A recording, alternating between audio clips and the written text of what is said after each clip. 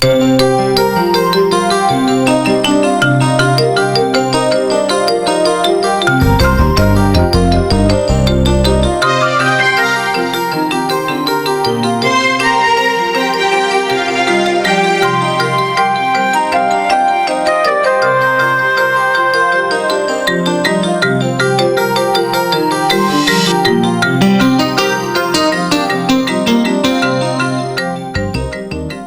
afternoon.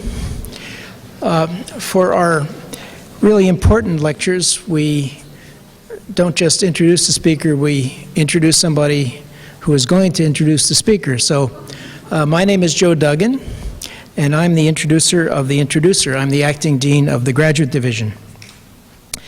I'm very pleased, along with the Graduate Council, to present David Bryan Davis, this year's speaker in the Jefferson Memorial Lecture Series. As a condition of this bequest, I'd like to tell you how the endowment supporting the lectures came to UC Berkeley. The Jefferson Memorial Lectures were established in 1944 through a bequest from Elizabeth Bonestell and her husband, Cutler L. Bonestell.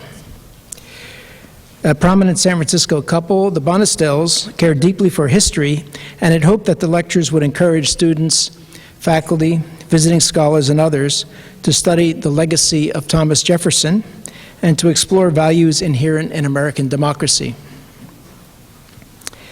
Past lecturers, including Ambassador Jeane Kirkpatrick, Senator Alan Simpson, Representative Thomas Foley, Walter Lefebvre, and Archibald Cox, have delivered Jefferson Memorial Lectures on early American history, about Jefferson himself, and on American institutions and policies in politics, economics, education, and law.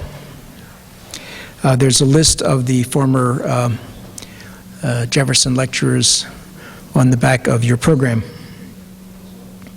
And now I welcome Harry Scheiber, Stephen A. Riesenfeld Professor of Law and History and Director of the Earl Warren Legal Institute and the Chair of the Jefferson Committee. So he wears 3 hats at once, and that's a trick. I welcome him to the podium to introduce our speaker for this evening. Thank you. Thank you very much. It's a very special pleasure to introduce our speaker today, whose biography is in your hands in short form and who's told me the shorter the better. So I was happy to comply with him, his request, because I know you're here to you're present to hear him, not me. I just want to add a few words, not the usual professorial 50 minutes, but just 3 minutes to what's in your program. There are very few people in any field who can achieve a status which is truly that one of greatness in the course of a lifetime, and the way that David Davis has. After leaving his doctoral studies at Harvard and a short stint teaching at Dartmouth, he began his illustrious career at Cornell University, and has been a pioneer in many respects in our field, in our discipline of history. In terms of American studies and relating American history to the larger culture, in teaching and so on, he was one of the pioneering professors in that field at Cornell. In terms of the shape that intellectual history has taken, his first book, using literary texts in a unique way, as I was reminded by a specialist in that area today, more than 40 years ago, he helped to open up a field which has flourished, among other places, very much at Berkeley. He cast new light on the reform movements of the 19th century in relation to religion, in relation to, in particular, anti-slavery, and the larger issues of prejudice, as well as the more narrow issue of prejudice focused on race. And it's just a marvelous achievement in itself that so many fields which have flourished in his lifetime and in our experience of the last 40 years in scholarship, he has played such a role. He has been engaged in a major enterprise represented in his magnum opus, still in progress, and justly celebrated with the Pulitzer and other great prizes and with appointments as the Harmsworth Professor at Oxford, and appointment of similar status in France and elsewhere in the world in his teaching, and holding many honors for it. But it's an enterprise that has looked at the global or multinational views of anti-slavery and increasingly of slavery itself. He is recognized in eloquent terms. Kenneth Stamps, our Kenneth Stamps' great contribution to the transformation of the study of slavery from one which was written in a long, entrenched, racist and tradition regarding slavery as paternalistic, and transforming it in basic ways which are still in progress and to which some very distinguished historians in our history department here have contributed over the years. Today, he turns to a subject which is deeply embedded in this great study, trying to give a global and multinational view of a subject which too often was viewed not only as in benign terms, but also strictly in terms of the antebellum American South, the subject of exodus and colonization. It's a very special pleasure to welcome David Davis of Yale University as the Jefferson Lecturer.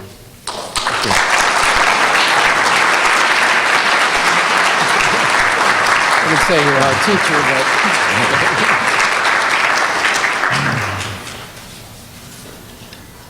Well, it's an enormous honor to give this lecture, and I want to give immense thanks to Dean Duggan, and especially to my colleague and good friend of over 49 years, Harry Scheiber, for his very generous introduction. And I'm also most grateful for all that Ellen Gobler has done to arrange this event in such a cordial as well as efficient way. During the Haitian Revolution from 1791 to 1804, slaves and blacks defeated not only their masters, but the formidable armies of Spain, Britain, and France. This seismic destruction of the richest centerpiece of the New World slave system demonstrated the possible fate of every slaveholding society in the New World. It also coincided in time with Britain's founding of Sierra Leone as a refuge for slaves mainly freed during the American Revolution, and with the growth of an Anglo-American interest in the African colonization of their own free blacks. I should stress that African colonization had earlier and independent origins, but if Haiti's destroyed economy symbolized one of the possible outcomes of slave emancipation, the emigration or removal of free blacks represented a quite different, quote, solution to the problem of slavery, at least in the United States. About the voluntary character of this proposed migration, there was very considerable ambiguity and debate. But from the American Revolution to the Civil War, visions of black colonists carrying Christian civilization to Africa profoundly influenced the public controversy over emancipation. Indeed, from Jefferson to Lincoln, most of America's eminent leaders insisted that the blight of slavery could not be overcome unless a distant refuge were found for the black beneficiaries of freedom. This premise was angrily rejected by the majority of Northern free blacks, who took the lead in challenging the motives of white colonizationists. And after 1830, white abolitionists increasingly made the disavowal of colonization the core of their confession of faith. Many of these white abolitionists attacked the American Colonization Society and its colony Liberia as vehemently as they attacked slavery itself. But despite denunciations by abolitionists and most Southern defenders of slavery who were not interested in colonization, the idea of black resettlement kept rebounding after apparent defeats. Various black leaders, from Paul Cuffey to Henry Highland Garnett, Martin R. Delaney, Alexander Crummell, and James Theodore Holly promoted their own projects for an African or Caribbean homeland.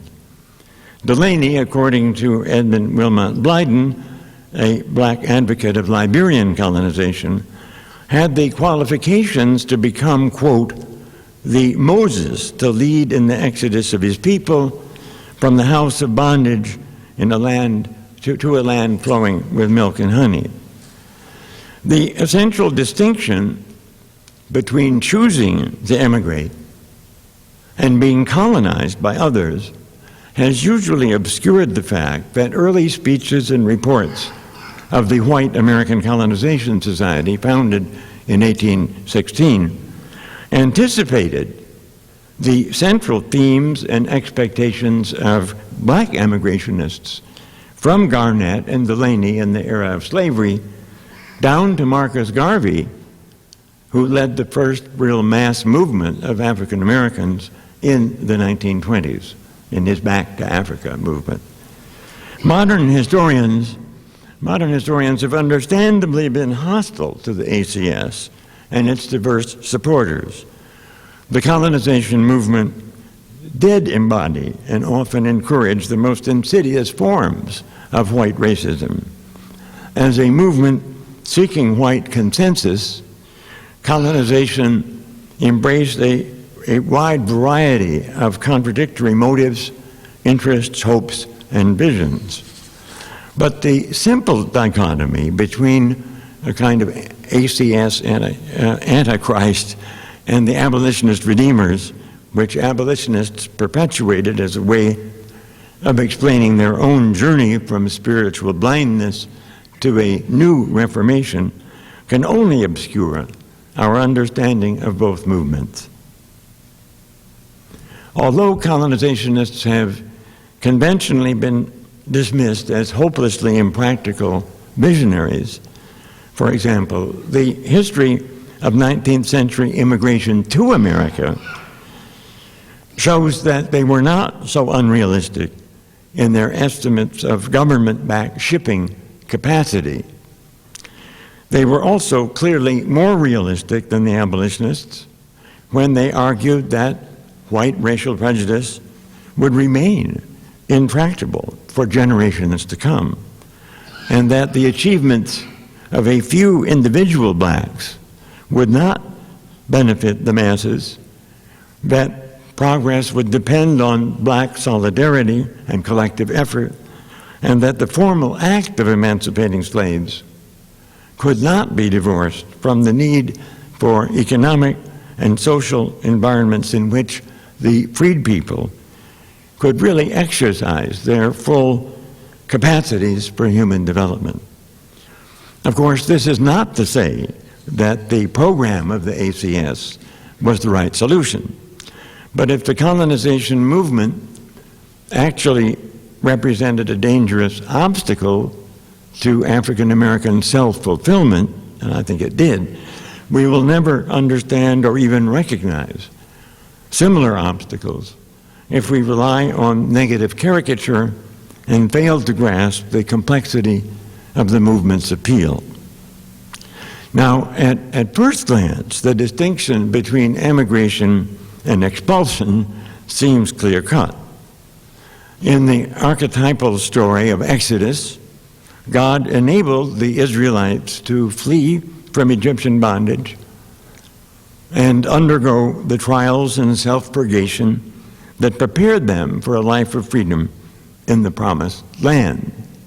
Although we should remember that the desperate Pharaoh finally ordered the Israelites to leave Egypt in the middle of the night. And of course, then he changed his mind and sent an army to capture or kill the Israelites. Some 5 centuries later, according to the Bible, when the children of Israel in the northern kingdom sinned against, quote, the Lord their God, who had freed them from the land of Egypt, worshiping idols, practicing pagan rites and enchantments, they were punished, according to the Hebrew prophets, by an Assyrian conquest that led to mass deportations from Samaria and Upper Mesopotamia and Media, where 10 of the tribes of Israelites lost their historical identity. And as many of you may know, the American Indians were seen by many as the lost tribes of Israel. In Christian theology, it might be said, the saved emigrate to heaven, sinners are deported to hell, or perhaps to purgatory, where they gain a second chance. On closer inspection, voluntary migrations have seldom been free from pain, nostalgia, and regret. Involuntary exiles have sometimes found a promised land. Images of colonization and expulsion, particularly since the Protestant Reformation, have been enriched by biblical narratives that were known to some degree by the lowest classes of society, and that reach back to the earliest human memories of migration, conquest, deportation, and longing for a lost homeland. Psychologically, I suppose, such experiences have also echoed the stages of individual life, from the departure from a natal family on to our aging and death and the succession of generations.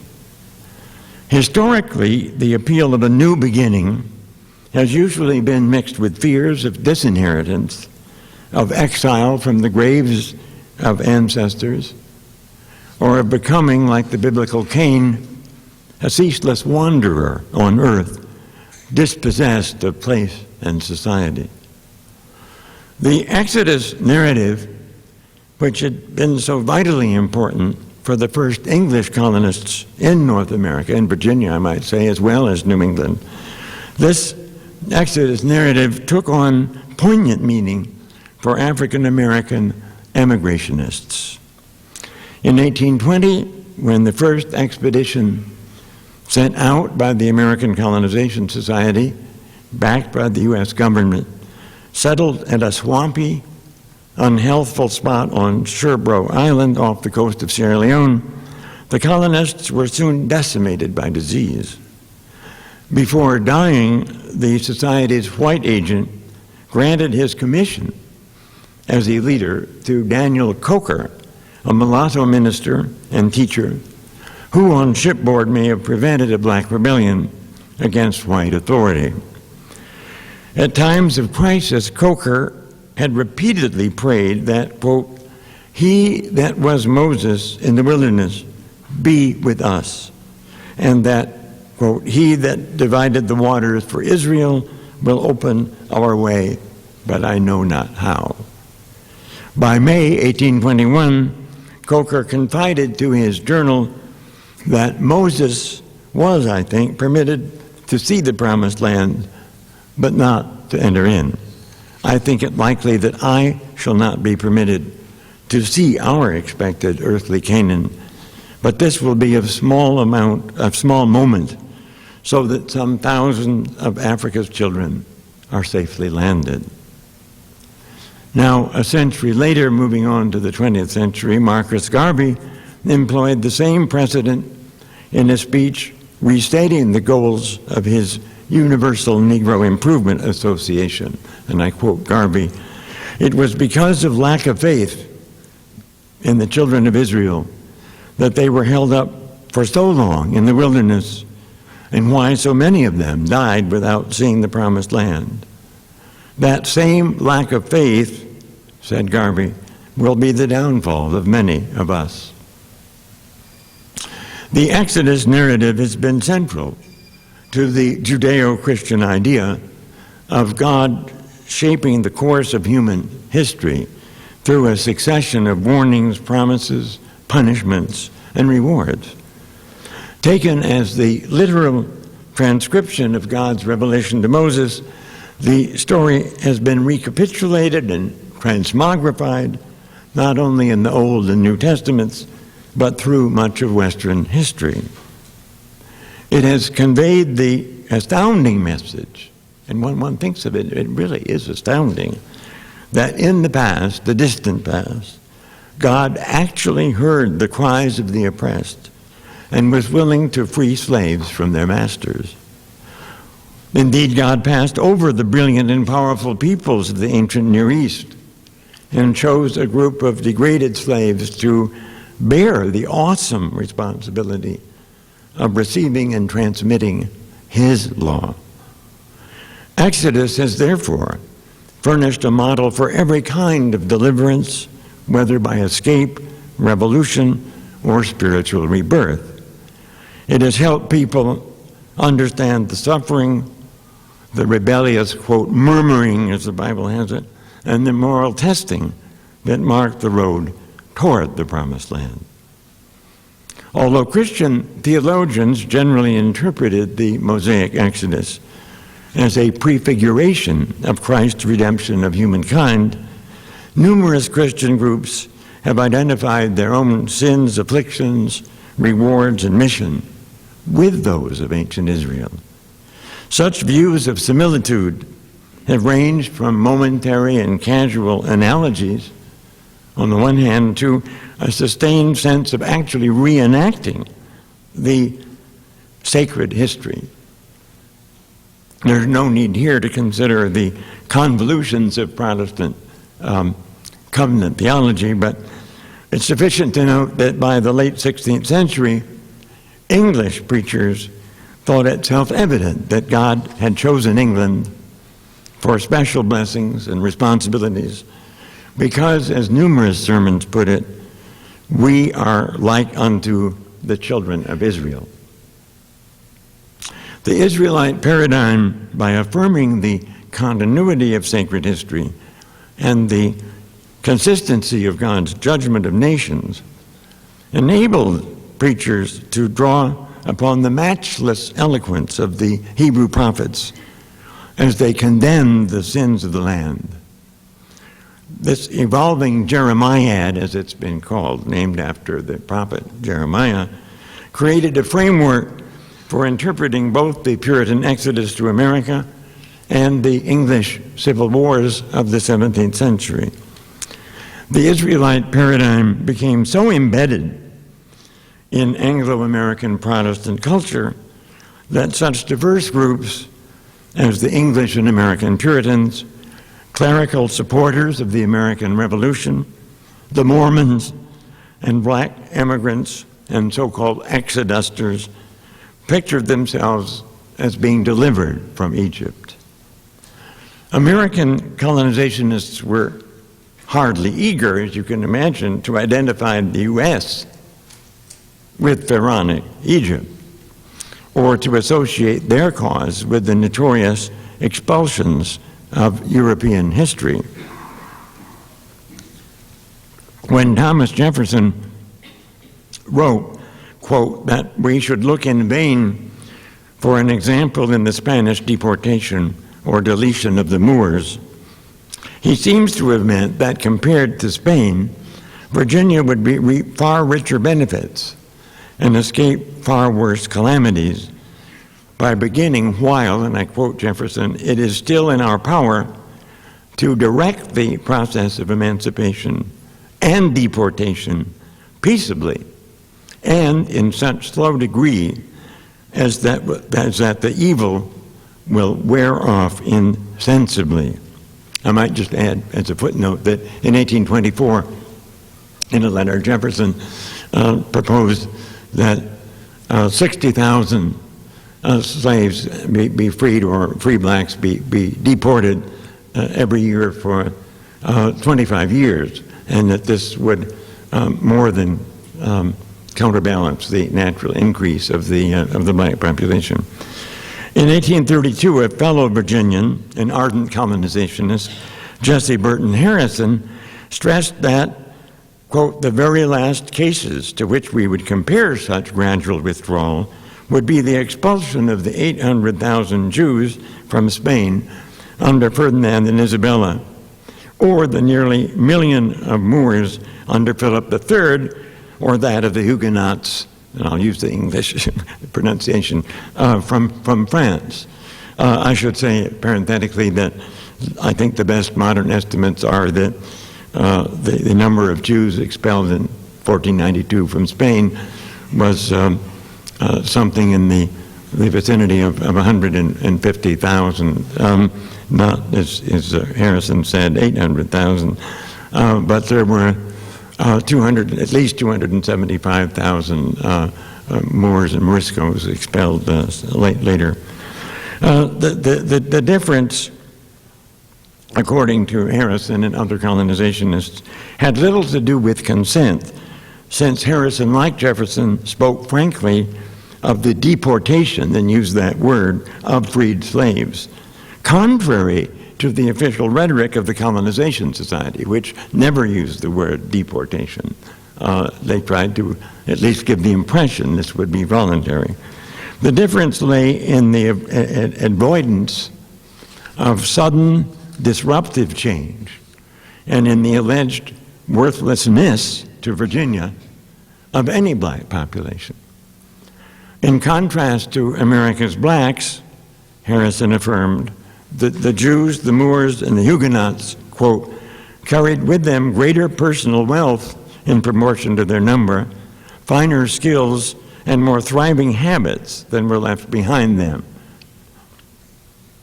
The movement to colonize America's blacks can be put in clearer perspective if we examine some of the precedents or anti-precedents that were at least vaguely familiar to late 18th century and 19th century Americans. These historical examples should help us understand the ways in which the colonization movement combined some of the features of deportation with an idealized picture of 17th century English migrations to Virginia and New England. Any expulsion or exodus is bound to be seen in a wholly different light by the world's pharaohs on the one hand and the Israelites on the other.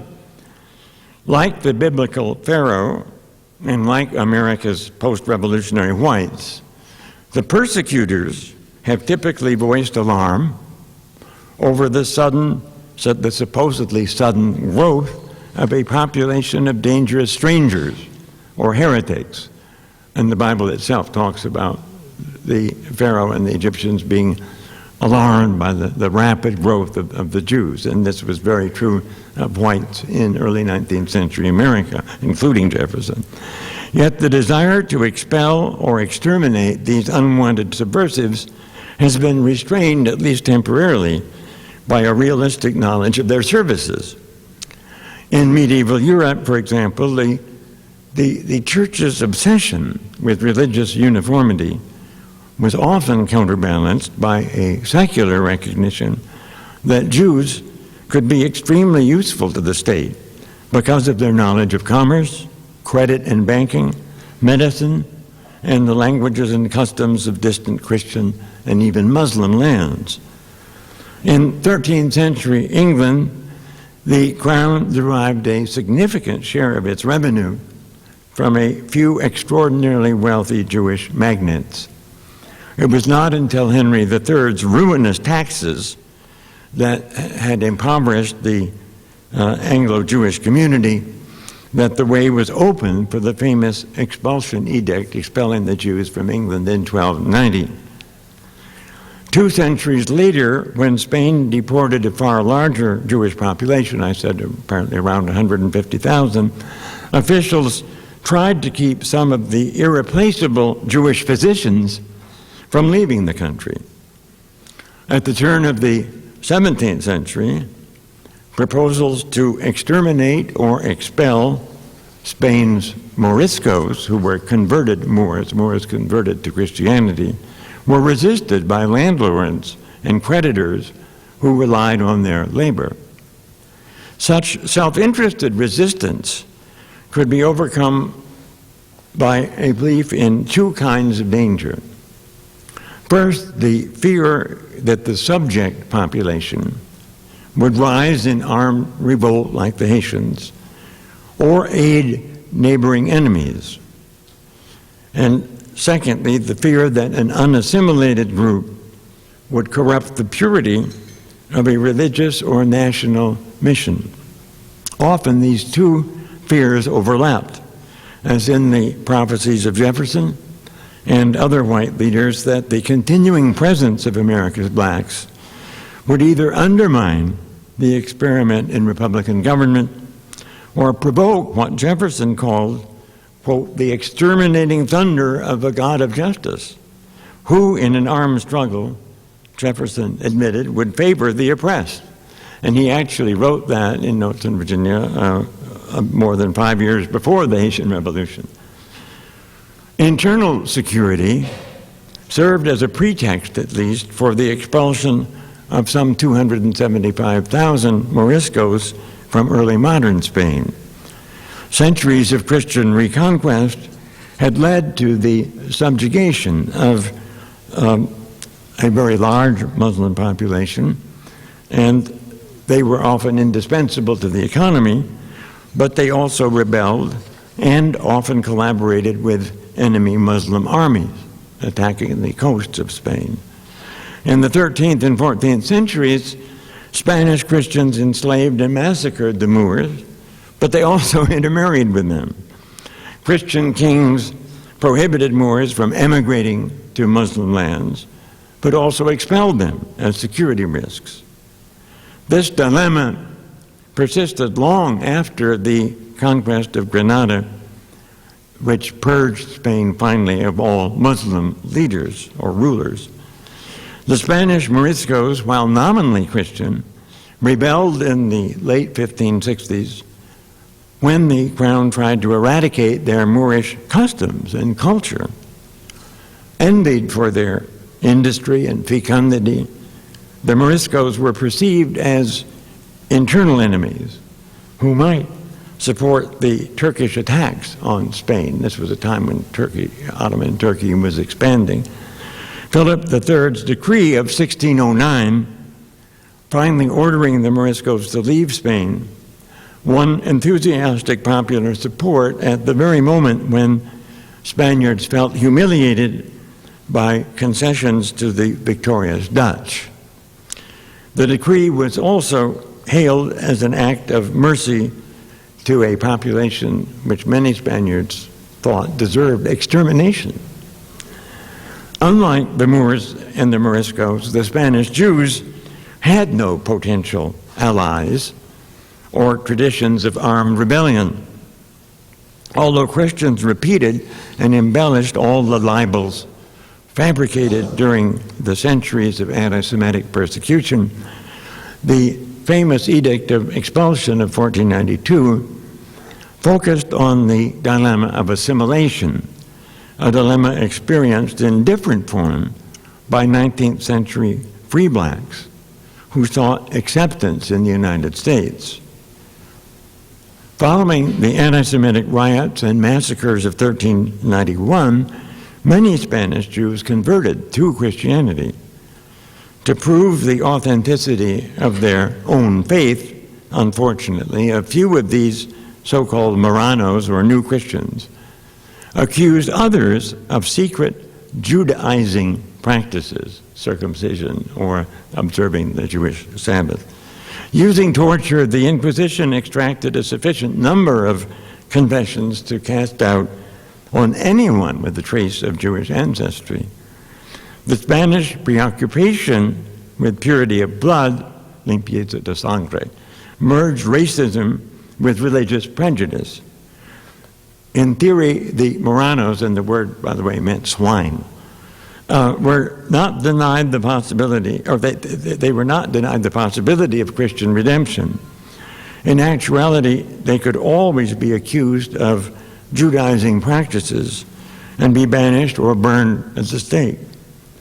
By 1492, when the Reconquista finally subjected Granada to Christian rule, Ferdinand and Isabella concluded that the Marranos and their descendants would simply never be free from corruption so long as real Jews were allowed to live in Spain, where they could secretly instruct the new Christians and persuade them, quote, to follow the law of Moses.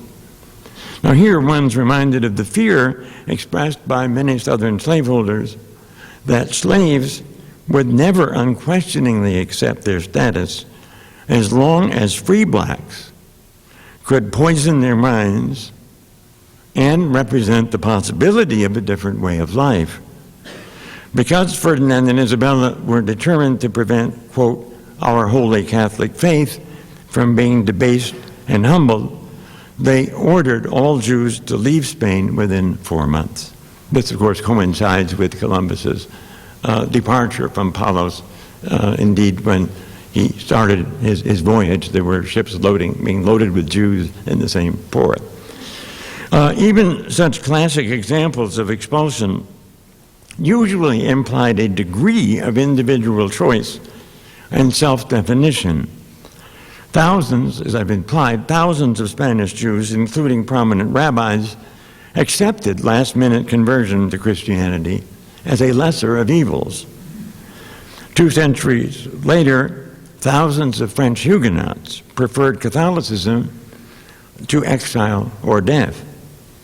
The French Acadians, whom the British deported in 1755, 1756 from Nova Scotia and adjacent territories, could probably have remained in their Canadian homeland had they accepted an unconditional oath of allegiance to the British Crown that would have denied, in effect, any political authority of the Pope. These were, the Acadians were of course, Catholic.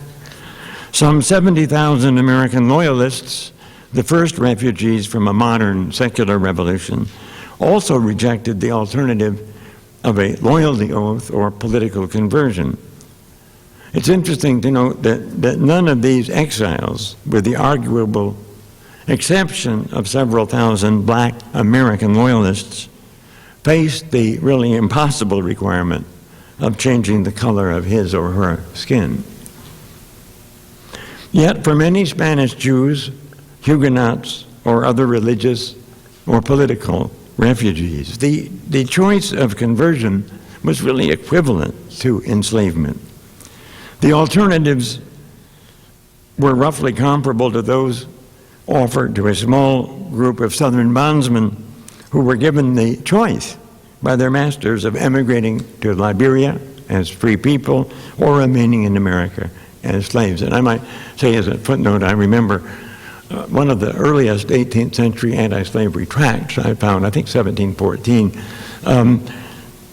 attacks slavery without restraint, but then says, of course, if the slaves are to be freed, they have to leave the English colonies.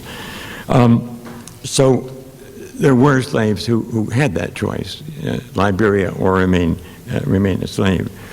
The meaning of consent is also transformed by, obviously, by violent persecution, which can sometimes bring the oppressors and the oppressed to agree that any further coexistence is impossible, especially when the oppressed are perceived and begin to perceive themselves as a separate nation. Despite their humiliation and suffering, exiles and refugees have often found it difficult to view their rejection as permanent. Groups of Spanish Jews, Huguenots and Acadians and other expatriates addressed kings with petitions or monetary offers in the hope of securing a right to return.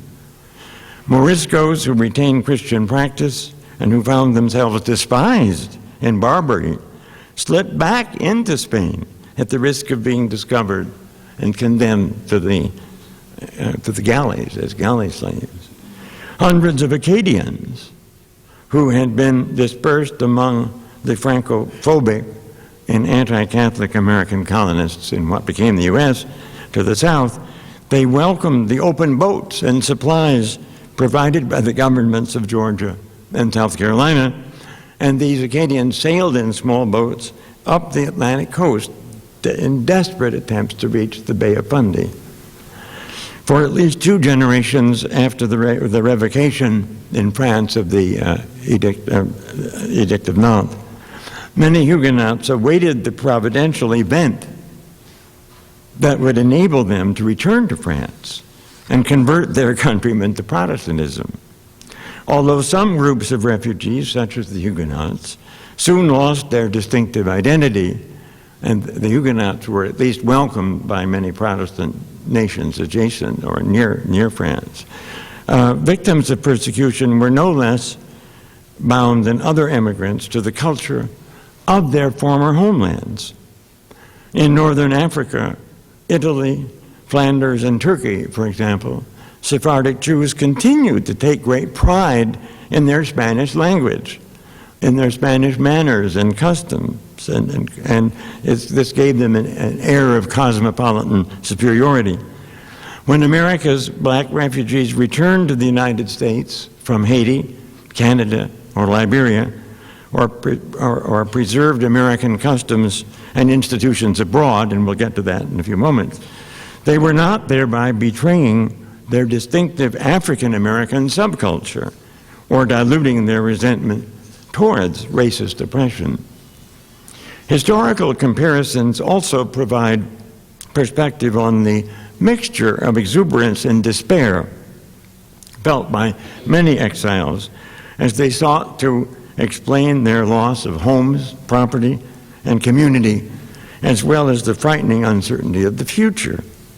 For faithful Muslims, Jews, and Christians alike, such cataclysms could be comprehended only as the acts of God, the will of God. So the deported Moriscos arrived at the Spanish port of Alicante, quote, with music and song as though going to a festival, and thanking Allah for the happiness of returning to the land of their fathers. Although many Moriscos mistrusted King Philip III's offer of free transport and thus chartered their own ships, others interpreted Spain's sudden reversal of policy as a providential opportunity. As one leader put it, quote, to go to the land of our ancestors under our king, the Turk, who will let us live as Moors and not as slaves, as we have been treated by our Christian masters. In 1492, many Jews expressed a similar sense of exaltation and even ecstasy as they compared their suffering and banishment to the Mosaic Exodus, or saw it as a third exile, confirming their unique relationship with God. It was even said that this exodus from Spain would be followed, quote, by a promised land of glory and honor. Others added that it would not be long before Spain recalled her children, so certain exiles, after selling their property, buried their money in the soil of the mother country, that is, in Spain. These Jews, before departing, buried gold, buried money they thought they'd return. After receiving a warm welcome in Turkey, one Jewish poet proclaimed that God had at last provided a safe asylum in which Jews could cast off corruptions and recover ancient truths. So you have the sort of double contradictory sense of behavior here, of welcoming the new land, but also having nostalgia for the old to which they would someday return. Some Huguenot leaders compared their persecution to that of the Spanish and Portuguese Jews. They also complained that their followers, quote, like the Israelites, no sooner pass the sea, but they forget their deliverance and go astray. For Huguenot exiles, however, the central meaning of the Israelites' exodus was that God would not abandon the faithful who remained within his covenant. The punishment he had inflicted upon such persecutors as the Pharaoh and Herod in the Old and New Testaments showed that Catholic tyrants would inevitably pay for their crimes.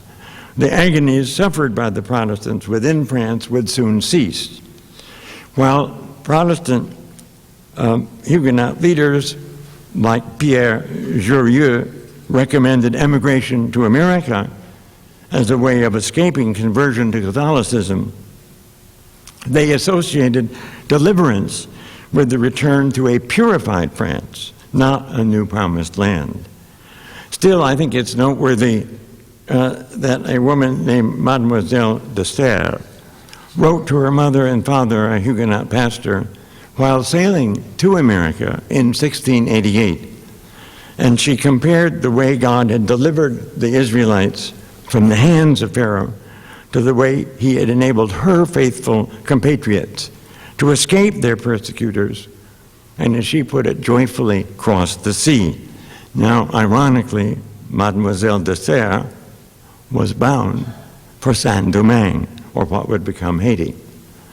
She could not foresee the chain of events that would lead to the expulsion of whites in the 1790s, or that would arouse hope similar to hers 136 years later among shiploads of thousands of American free blacks bound for the same island. In 1824 especially, there were thousands of free blacks in Philadelphia and New York who were very much attracted by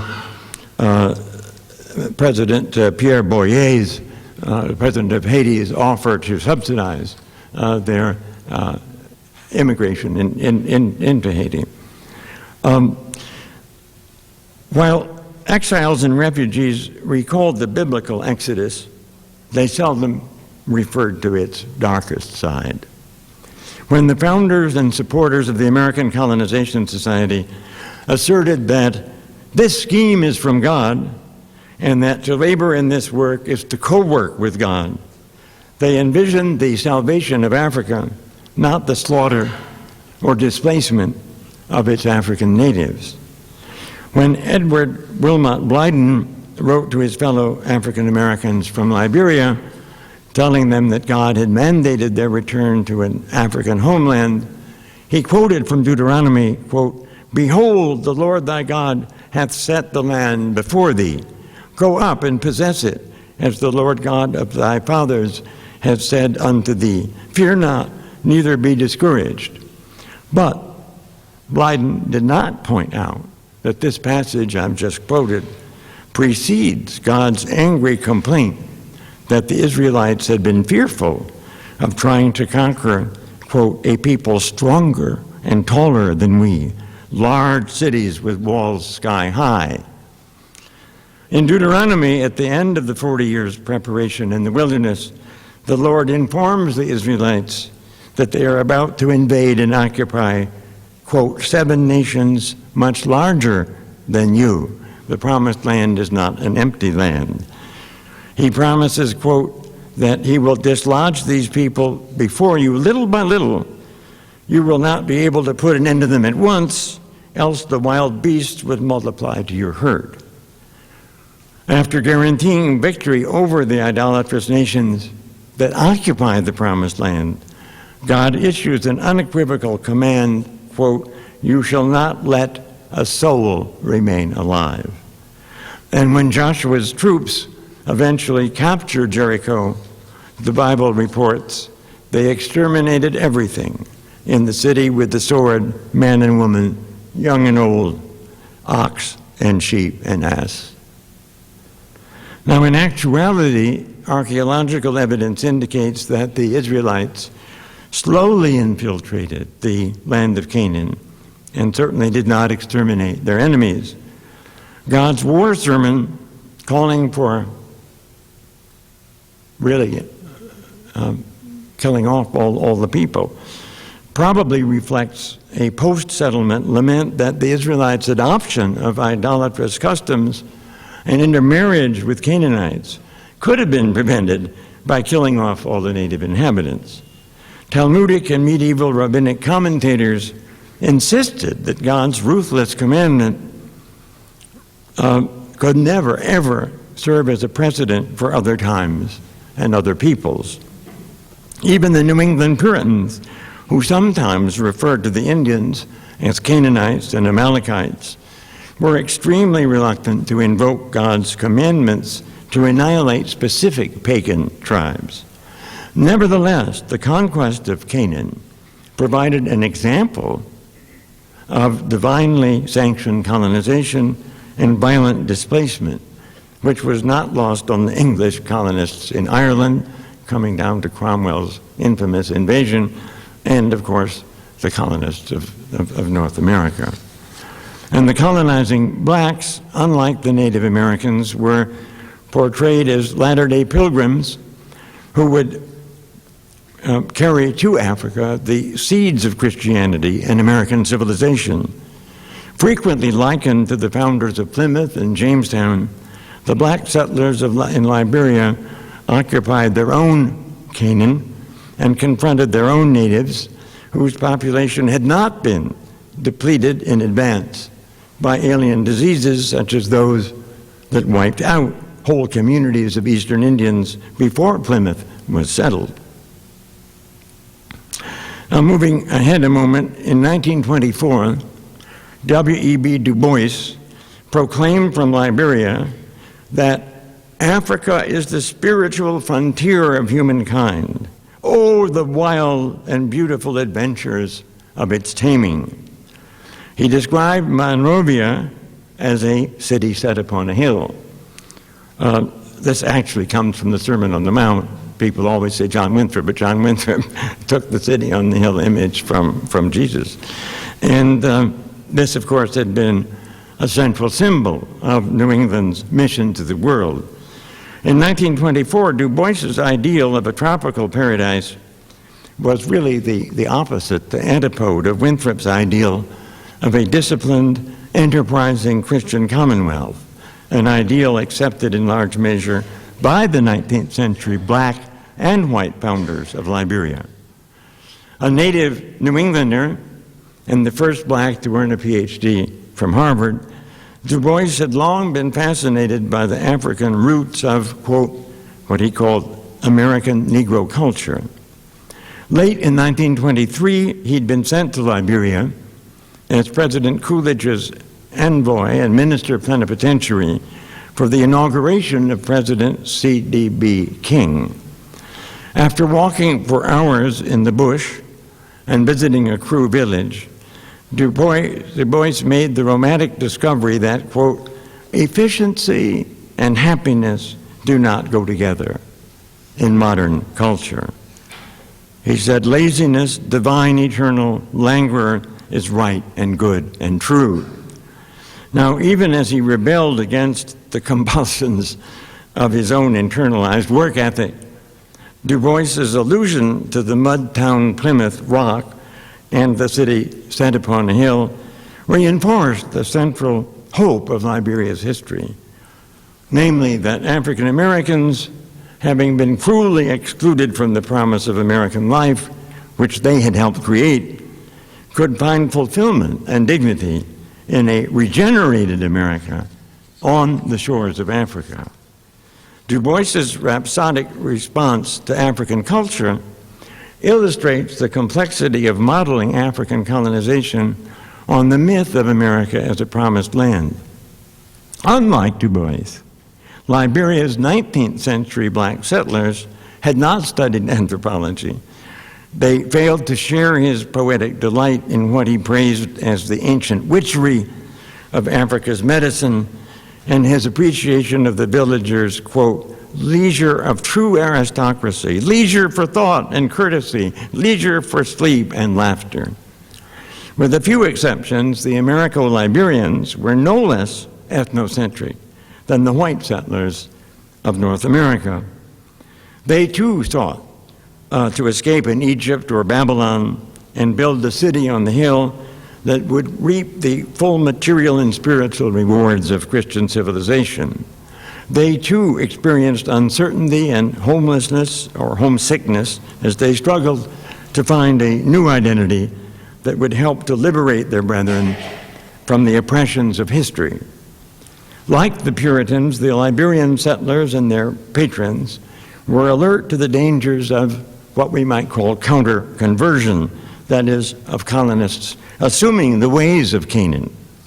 Ralph Randolph Gurley, a Connecticut-born and Yale-educated secretary and vice president of the ACS, warned that without the means of Christian improvement, the Americo-Liberians would quickly become indistinguishable from the African natives, quote, except by the sturdiness and variety of their vices. The location and very meaning of a promised land were complicated by the need to conquer Canaan while looking backwards across the sea for standards of justification and moral assessment. Would New England or Liberia redeem their flawed progenitors, or become dissolute clearings in a distant wilderness? Among the world's immigrants and colonists, the Puritans and Quakers were exceptional in their relative affluence, education, and political experience. And this point was frequently noted by free black critics of the ACS, who objected to the apparent absurdity of expecting similar feats of nation building from illiterate former slaves. Although English Puritans were despised and persecuted by their high church countrymen, their so-called errand into the wilderness was not governed and interpreted by a Puritan colonization society that regarded them as, quote, vile excrescents or a foul stain upon the nation. These epithets were pervasive among white supporters of black colonization.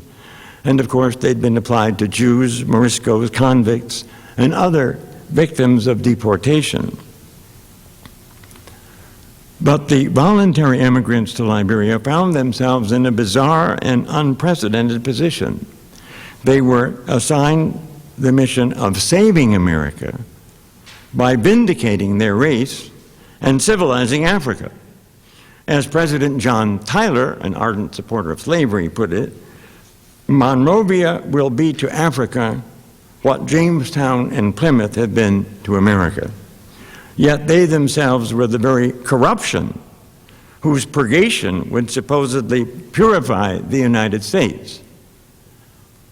Nevertheless, the more articulate white supporters of African colonization, especially the religious activists, viewed their own errand as a providential opportunity to cleanse the U.S. of slavery and racial conflict, the twin diseases that imperiled America's Christian and Republican mission. The official journal of the ACS even claimed that colonizationist activity was rapidly dispelling white racial prejudice, since, and I quote, "it is impossible in the nature of things that unkind feelings or prejudice towards a people can long survive benevolent efforts for their improvement." But now you see, in effect, the ACS leaders are saying that these blacks who go to Africa can become equal to whites. They can overcome prejudice and their supposed inferiority as a result of the prejudice. And yet, they're also claiming that we have to get rid of the blacks because they never can realize full human development. But benevolent actions, in other words, would purify the more negative motives and emotions that might have brought support for these very actions. Spokesmen for the ACS, including some Southern slaveholders, confidently predicted that American blacks would prove their capability for civilization and vindicate their race as soon as they were freed from the degrading and demoralizing effects of racial prejudice. Despite the accusations made by abolitionists, the speeches and publications of colonizationists very rarely implied that blacks were innately or permanently inferior to whites. According to Robert Goodloe Harper, the aristocratic Maryland lawyer and politician who actually gave Liberia its name, the blacks who were hopelessly debased in the U.S. by the stigma of racial slavery would be wholly transformed within an environment of dignity and equality. Quote, "They would become proprietors of land, master mechanics, ship owners, navigators, and merchants, and by degrees, schoolmasters, justices of the peace, militia officers, ministers of religion, judges, and legislators. Once they were removed from the social and psychological oppression of whites," Harper affirmed, "America's blacks would soon become equal," I'm quoting him, "to the people of Europe or of European origin, so long their masters and oppressors." George Washington Custis, the grandson of the first president, contrasted the bloodshed of the Spanish conquest of America with the redemptive role America would soon play in Africa. He said future generations of Africans, quote, will not think of Cortez or Pizarro. The name of America will be hailed with enthusiasm by millions on that vast continent that are now unborn. According to many bombastic colonizationist orations, the ultimate fate of millions of American slaves, and by implication, America's Republican institutions, would depend on the black colonists' success in civilizing Africa, in eradicating the slave trade, and building a free and prosperous society that would be as attractive to American blacks as the United States proved to be for European immigrants. Liberia's mission was so abstract, so grandiose, that it almost precluded serious discussion of capital investment, technological assistance, labor skills, and markets. Still, some former slaves like John Kissel, who had been freed by the British and had settled in Sierra Leone, reassured fellow black Americans that they were being offered an opportunity to return to their ancestral homeland and had nothing to fear regarding native Africans. Unlike the Europeans who colonized America, blacks were not aliens in Africa and faced nothing like the centuries of Indian warfare in North America. Brethren, Kissel exclaimed, you know the land of Canaan was given to Abraham and to his seed, so Africa was given to our forefathers and to their children. Like the biblical Joseph, Africans had been sold wrongfully into a strange land. It is God, Kissel reassured African Americans, who has put it into the hearts of these good men to assist you back to your country. Well, the Colonization Society happily endorsed this analogy and added a crucial second argument. Missionaries had found that the, quote, native tribes of Sierra Leone in the Sierra Leone region were supposedly eager to welcome an American colony. The Africans were, quote, more mild, amiable, and docile, less warlike than the Aborigines in America.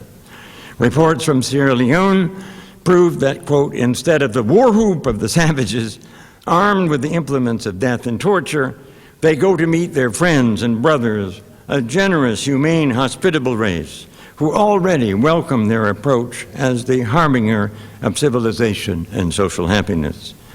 If the American settlers took as their model the gentleness, forbearance, and moderation of the Quaker founders of Pennsylvania, they could be assured the same rewards of uninterrupted peace and friendly intercourse with the Aborigines. Well, in 1834, Philadelphia and New York colonizationists actually founded a settlement in Liberia based on Quaker principles of pacifism and anti-slavery.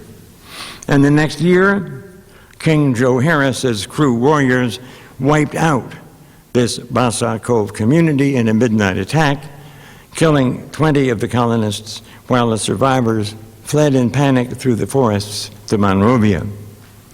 The response from the settlers, Liberia Herald, their newspaper, was predictable. Quote, such is the dastardly, unprincipled disposition of these half-cannibals that nothing but a knowledge of superiority in point of physical force on the part of foreigners will keep them to the terms of any compact made with them. Actually, before long, Americo-Liberian clergymen were reported to be saying, quote, the best way to civilize these natives is with powder and ball. Neither the British nor the Americans had learned much from the disastrous mistakes of New World colonization. Apart from choosing unhealthful sites that guaranteed devastating mortality from disease, they failed to comprehend that non-Europeans would not willingly accept Western ideas of land use, private property, and political authority. Christian humanitarians eager to replace the slave trade with legitimate commerce never anticipated that increasing exports of camwood, rice, ivory, palm oil, and hides, would simply increase the demand for slave labor in domestic African economies. The power of West African political regimes and alliances hinged on the control of trade routes, as well as on access to Western firearms, textiles, rum, tobacco, and iron tools and utensils. For centuries, the diverse ethnic groups of Upper Guinea and the Grain Coast had preserved their sovereignty while conducting business with European traders. The Anglo-American humanitarians could not see that they were in effect building an entrance ramp, if I can use that, an entrance ramp on the road to imperialism. The free blacks and mulattoes who first emigrated to Liberia were dependent on the coastal peoples for food, trade, and knowledge of the environment. The Dai and other coastal groups called these black and mulatto settlers Americans and even white men. Though cautiously willing to profit from the methods of the non-African world, the Africans often looked with contempt upon former slaves or descendants of slaves.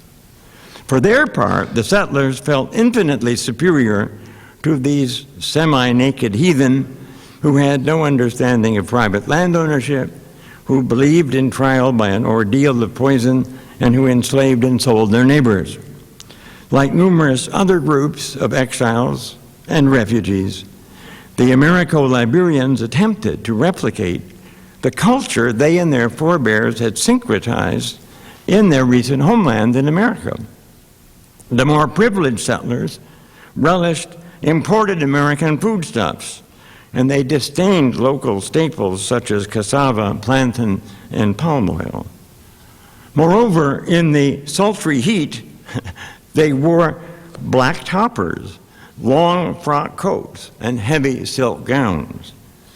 Amid the riotous vegetation and under the pitiless African sun that later enraptured W.E.B. Du Bois, they constructed the churches, lyceums, benevolent societies, schools, poorhouses, and fraternal orders of Jacksonian America. Ironically, in cities like Philadelphia, it had been precisely such institution building that had most enraged American whites, who had wanted to keep blacks in their so-called place. In light of the Liberian context, one may note a still further irony. In the U.S., blacks had honored these institutions with the proud adjective African. So they were African schools or African poorhouses and so on. But now they're in Africa. It's a rather different situation.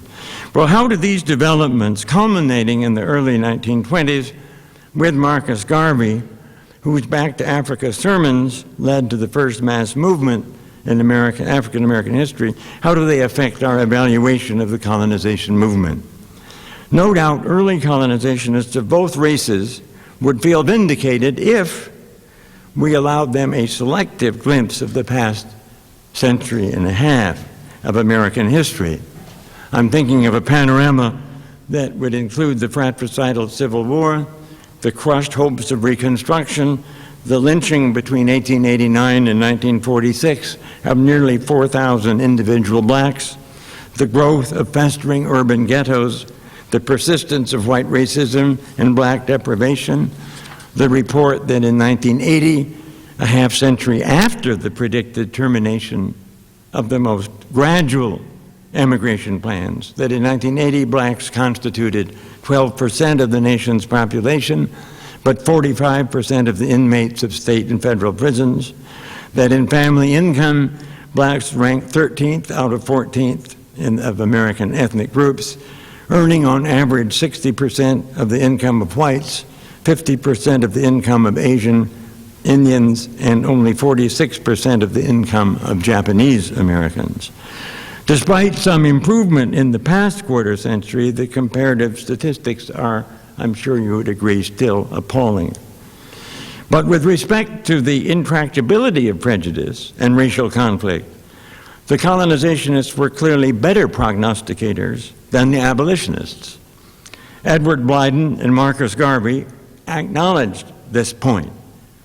In fact, the white Garrisonians would have been dumbfounded if they had heard Garvey's speeches and sermons praising their colonizationist enemies. That is, Garvey again and again praised the white colonizationists of the earlier 19th century. On the other hand, one can hardly imagine the shock that white and black colonizationists would experience if they could have viewed the recent history of Liberia, Haiti, and Sierra Leone. The glaring defect in the colonizationist ideology, I think, was the refusal to recognize the vital contributions that blacks had made and would continue to make to American civilization. Even the best-intentioned white reformers and missionaries remained obstinately blind to the fact that from the very beginnings of American history, the lives of blacks and whites had been intertwined on the most complex social, cultural, economic, and psychological levels. America, that mythic amalgam of hope, abstract principles, and mission, has been as much black as white. Yet for some blacks, the moral sublimity of the Puritans, as Garnett put it, could best be recovered by black pioneers in Africa. This reasoning brings me at last to the true and insidious meaning of the white colonization movement, which was never dependent really on the number of blacks shipped off to Liberia, a small number. It was sufficient for them to use philanthropic language to expatriate an entire race, to wall blacks off as an extraneous and dangerous presence that someday, somehow, would disappear and no longer affront white vision. Psychologically and ritualistically, the ACS, quote, deported blacks, while affirming their capacity to flourish in a distant tropical climate. This strategy, which has simply assumed new forms in recent decades, is deceptive precisely because it is seldom cynical and has usually been combined with genuine goodwill. For example, in his annual message to Congress in 1862, Lincoln described his unsuccessful efforts to find sites for voluntary black colonization in which immigrants would be protected, quote, in all the rights of freemen and ensured conditions, Lincoln said, which shall be equal, just, and humane. Lincoln added that Liberia and Haiti are the only countries to which colonists of African descent from here could go with certainty of being received and adopted as citizens. Unfortunately, the president added, few of the blacks contemplating emigration were willing to go to either Liberia or Haiti. For Lincoln, a man of goodwill, who thought he knew the blacks' best interest, the problem seemed, in 1862, insoluble. As the war progressed, however, Lincoln soon abandoned colonization and saw the necessity of combining racial coexistence with equal protection of the law. 2 months before Lincoln was killed, William Henry Channing, the abolitionist chaplain of the House of Representatives, invited Henry Highland Garnett to deliver a sermon to the Congress commemorating the recent passage of the 13th Amendment.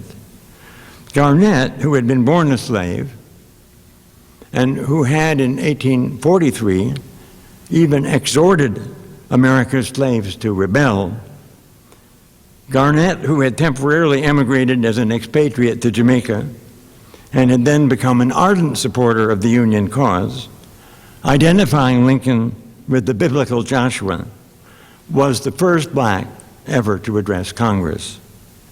After depicting slavery, quote, as the concentrated essence of all conceivable wickedness, snatching man from the high place to which he was lifted by the hand of God, and dragging him down to the level of the brute creation, the companion of the horse, the fellow of the ox, Garnett interpreted the war as Lincoln himself had done, as a divinely inflicted punishment and as a warning that the nation's fate, a warning of the nation's fate, if it failed to atone for its injustice and fulfill its high principles. But what is most striking in view of the themes of this lecture is Garnett's powerful transfiguration of the Exodus trope. The nation, Garnett said, the nation has begun its exodus from worse than Egyptian bondage. And I beseech you to say to the people that they go forward. In other words, it was not only the slaves or the African Americans who stood in need of deliverance from Egyptian bondage. In the United States, whites themselves, Garnett was saying, were yoked to the blacks they had enslaved. The nation as a whole, modeled on ancient dreams of deliverance and fulfillment, could march no further forward than all the victims of its self-betrayal. I thank you. Many thanks.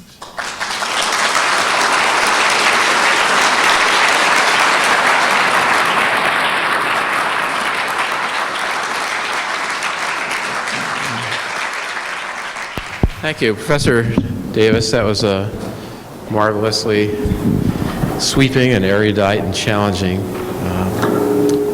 talk.